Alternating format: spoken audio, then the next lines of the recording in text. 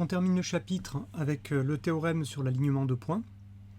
Alors lorsqu'on veut montrer que trois points sont alignés, ce qu'il faut retenir de ce théorème, c'est qu'on va démontrer que deux vecteurs sont collinaires. Donc plus précisément, sur la figure, trois points A, B et C seront alignés si et seulement si les vecteurs AB et AC, par exemple, sont collinaires. Vous allez voir pourquoi je dis par exemple. Donc je regarde le vecteur AB, en rouge il est ici. Le vecteur AC, il est ici. Hop là. Le vecteur AC est ici. Donc ces deux vecteurs sont collinaires. Là, par exemple, sur mon dessin, ils ont en plus le même sens, mais ce n'est pas une nécessité. Donc évidemment, quand je dis AB et AC sont collinaires, j'aurais très bien pu dire aussi BC et BA, par exemple, sont collinaires, ou bien AB et CB. Bon, en fait, il suffit que je prenne deux vecteurs qui sont formés avec les trois noms de points, et que je montre que ces deux vecteurs-là que j'ai choisis sont collinaires. Pourquoi? Parce qu'une fois que j'ai démontré par exemple que AB et AC sont collinaires, d'après le théorème qui précède, ça veut dire que les droites AB et AC sont parallèles, mais comme elles ont le point A en commun, deux droites parallèles avec un point en commun sont confondues. Ça veut dire que la droite AB et la droite AC sont confondues, sont la même droite, ça veut bien dire que AC et B sont sur la même droite, donc que les points sont alignés. Donc ce qu'il faut retenir absolument, c'est cette chose-là. Pour montrer que trois points sont alignés, on montre que deux vecteurs sont collinaires. Alors, on va passer à un exercice d'application de ce théorème. Donc, soit ABC un triangle, je note I le milieu de AC, M le symétrique de B par rapport à C, et N, c'est le point qui vérifie la relation AN égale 1/3 de AB. Alors, dans une première question, je vous demande de placer ces points. Alors, je commence par considérer I le milieu de AC, donc le voilà. I, je vais coder immédiatement que c'est le milieu. M, c'est le symétrique de B par rapport à C. Alors ça, il faut faire évidemment très attention.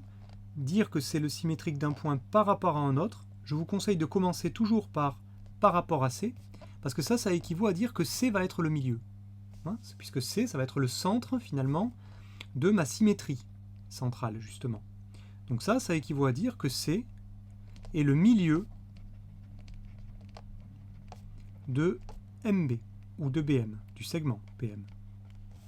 Donc, il va falloir que je prolonge le segment BC, et C, ça devra être le milieu de BM. Donc, je prends ma règle, je commence par prolonger mon segment BC. Donc voilà, je vais le prolonger ici, de ce côté-là. Et puis ensuite, il faudrait que je prenne mon compas, donc je vais le faire tout de suite. Je prends un compas. Je vais le placer, je vais piquer la pointe en C. Je vais le tourner pour qu'il s'aligne sur ma droite CB. Et puis je vais régler l'écartement. Voilà ma pointe qui est en B maintenant. Et puis je vais tourner, mon compas. Et je vais donc tracer maintenant l'arc de cercle qui correspond.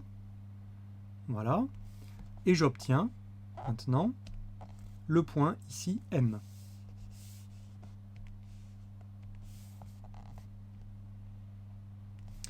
D'accord? Et ensuite, le point N, lui, il vérifie AN égale 1/3 de AB. Ça veut dire que je vais partir de A et je vais faire 1/3 du chemin qui mène jusqu'à B.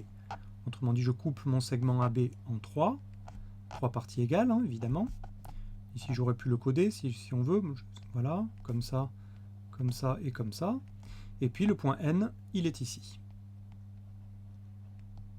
Très bien. Alors, première question, montrer que le vecteur MI est égal au vecteur AB moins 3/2 de AC. Je vais me faire un peu de place sur la feuille. Alors, qu'est-ce qu'on a comme outil pour faire ça? Eh bien, d'abord, on a, comme d'habitude, la relation de Chasles.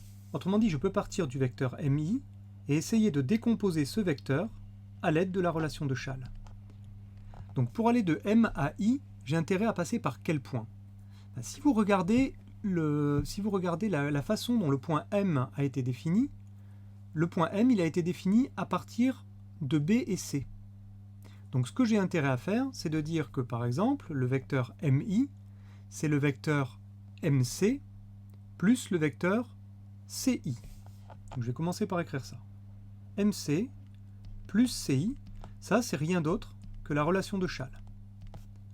J'ai écrit. C'est la relation de Chasles. Maintenant, qu'est-ce que je peux dire du vecteur MC? Alors c'est quelque chose que j'ai oublié de coder sur la figure, mais cette longueur-là est égale à celle-ci. On sait que C, c'est ce qui est écrit en rouge encore ici, c'est le milieu du segment BM. Donc, je peux remplacer le vecteur MC par le vecteur CB. Est égal à CB plus. Puis le vecteur CI, je vais également m'en débarrasser. Alors vous pouvez me demander, mais pourquoi je fais ça? Pourquoi je fais apparaître le point C et le point B? Eh bien, regardez la relation qu'on va obtenir. Ce qu'on va obtenir, c'est AB et moins 3,5 de AC. Donc vous voyez que je ne veux plus déjà le point M. Donc en remplaçant MC par CB, eh j'ai fait disparaître mon point M. De la même façon, il faut que je fasse disparaître le point I. Alors qu'est-ce que je peux dire du vecteur CI? Ben, le vecteur CI, puisque I, c'est le milieu du segment AC, ça c'est aussi une des hypothèses, je peux dire que le vecteur CI, c'est la moitié du vecteur CA. CI égale 1,5 de CA. Donc CI égale 1,5 de CA. Alors, on n'a pas tout à fait gagné, mais en fait on s'approche. Parce que vous voyez, on veut du vecteur AC ici, et on a CA, donc c'est presque ce qu'on veut, et puis on a CB au lieu d'avoir AB. Vous allez voir qu'on va s'en sortir encore à l'aide de la relation de Schall. Donc je continue. MI égale. Alors qu'est-ce que je peux faire pour le vecteur CB? Vous voyez que je ne veux pas le vecteur CB, mais je voudrais bien du vecteur CA et je voudrais du vecteur AB. Eh bien, il suffit que j'introduise le point A à l'aide de la relation de Schall. Donc ici, je n'ai pas écrit, c'est les milieux ici que j'ai utilisés. Il faudrait que je précise, je mets 3 petits points. Là, ce qu'il faudrait que j'écrive, c'est que j'ai remplacé MC par CB parce que C, c'est le milieu du segment B, C, c'est le milieu du segment MB. Et j'ai remplacé CI par 1,5 de CA, parce que I est le milieu du segment CA, ou AC. D'accord.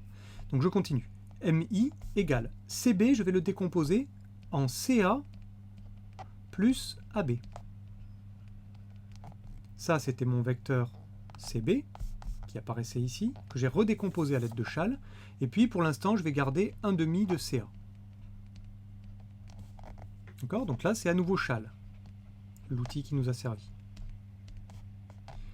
Et puis, il me reste à rassembler ce que je peux rassembler. Vous voyez que maintenant, on voit apparaître ici CA et 1,5 de CA. Donc ça, je vais pouvoir les rassembler. De même que quand j'ai des X, si j'ai X et 1,5 de X, je peux les rassembler, les X. Là, c'est pareil, je vais rassembler les CA en faisant attention. CA, c'est comme une fois CA, ici. CA, c'est comme 1 CA. De même que X, c'est comme 1 X. Donc CA, il y en a 1 plus 1,5. Et 1 plus 1,5, ça fait 3,5. Donc je répète, ici j'ai 1 plus 1,5 de CA.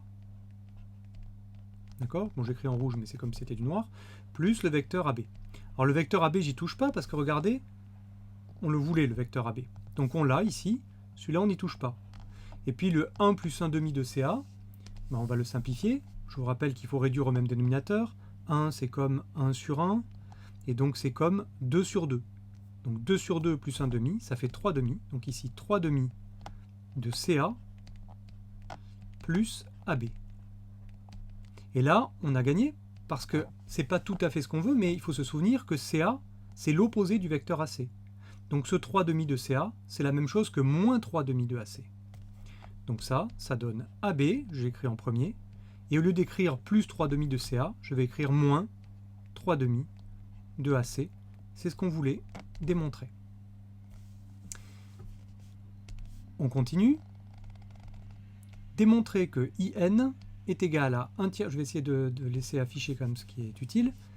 Démontrer que IN égale 1 tiers de AB moins 1,5 de AC. Ce sont les mêmes outils qu'on va utiliser, c'est-à-dire Schall et la caractérisation des milieux. Ou plutôt ici, là, on n'a pas encore utilisé la caractérisation du point N, donc c'est ça qu'on va utiliser. Alors, je pars de IN, et ici on peut se demander quel est le point qu'il est intelligent d'introduire. Le point qu'il est intelligent d'introduire pour décomposer le vecteur IN, c'est le point A, à cause de ça. Je connais quelque chose sur AN. AN, je vais pouvoir le remplacer par 1 tiers de AB. Donc il faut que je fasse apparaître AN. Donc IN, je vais dire que c'est IA plus AN égale, donc IA, on va pouvoir le remplacer par quelque chose aussi. Vous voyez que ici, je voudrais du AC. Donc ce que je vais faire, je vais exprimer IA à l'aide de AC. IA sur le dessin, puisque I c'est le milieu du segment CA, je peux dire que c'est 1/2 de CA. Donc ça c'est 1/2 de CA. Ça c'est le vecteur IA, parce que je répète, parce que I est le milieu de AC, plus, et puis AN, AN par hypothèse, ici en haut, c'est 1/3 de AB, plus 1/3 de AB. Et bien donc on a terminé. Si vous regardez, ça nous donne donc, si je change l'ordre de ma somme, 1/3 de AB, et puis au lieu de 1/2 de CA, je peux dire moins 1/2 de AC. On a l'habitude, on l'a fait juste au-dessus. Ben voilà, on a démontré que IN c'était 1/3 de AB moins 1/2 de AC. Il nous reste la toute dernière question. En déduire que 3MI égale, que MI égale 3IN et conclure.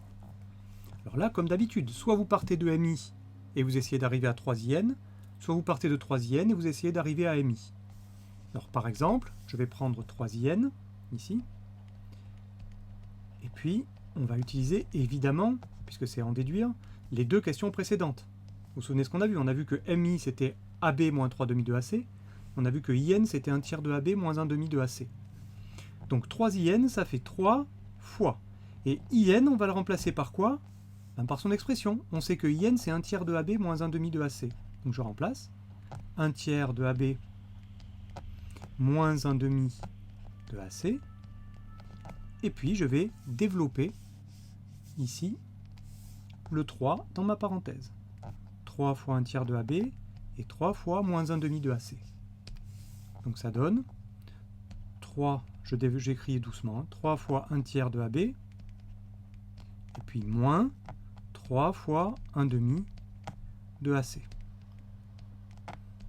Alors ça, on regarde ce que ça donne. 3 fois 1/3, bien les 3 se simplifient, il reste 1 AB, c'est-à-dire AB. Et puis moins 3 fois 1/2, c'est moins 3/2. Donc moins 3/2 de AC. Puisque 3 c'est 3 sur 1, et quand je multiplie les fractions, je multiplie ce qui est en haut et ce qui est en bas. 3 fois 1 et 1 fois 2. Bon, qu'est-ce qu'on reconnaît ici? On reconnaît justement AB moins 3/2 de AC. On a dit que c'était MI. Donc c'est terminé. Égal MI. On a bien démontré que MI c'est 3IN, puisqu'on a démontré que 3IN c'était MI. Je vous signale que vous auriez très bien pu faire dans l'autre sens, partir de MI et montrer que c'était 3 fois le vecteur IN. Bon, il fallait factoriser du coup par 3 au lieu de développer. C'est pour ça que j'ai choisi ce sens. Alors conclure. Qu'est-ce qu'il faut conclure? Qu'est-ce qu'on vient de démontrer ici? On vient de démontrer que 3IN et MI c'est la même chose. Ça veut dire que MI s'écrit comme un certain nombre de fois IN. MI c'est 3 fois le vecteur IN. On l'a démontré ça. Donc, les vecteurs MI et IN sont collinaires.